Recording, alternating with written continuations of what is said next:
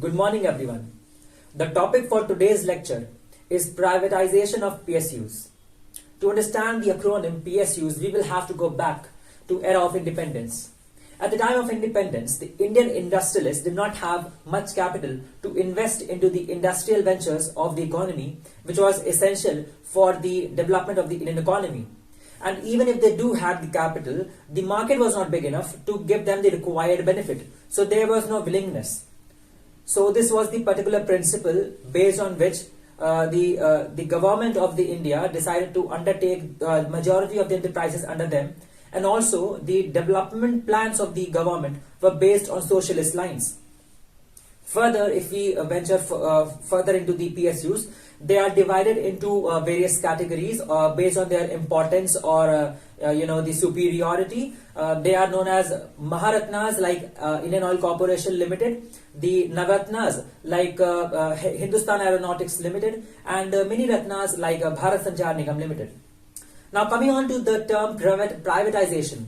It literally means shedding away of the managerial and ownership of the enterprises from that of the government's end, and this can be done in basically two ways.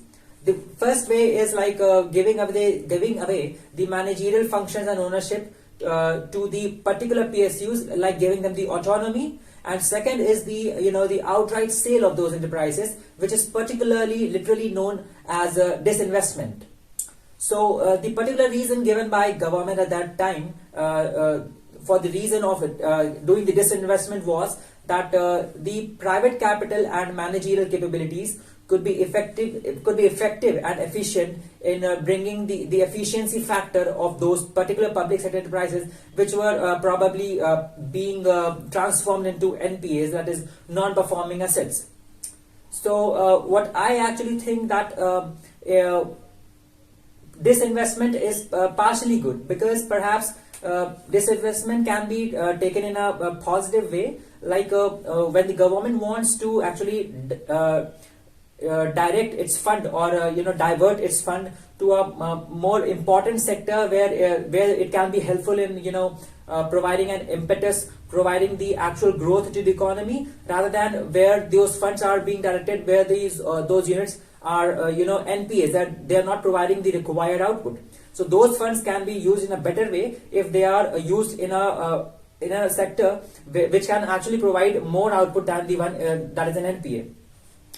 And further, we can also say that instead of doing the disinvestment, we can bring in the accountability factor of those PSUs, so that they can be more disciplined and the managerial capabilities can be enhanced to a next stage or next way. So that is why I think disinvestment is a partially good step, because on both ways we have a positive base. Thank you.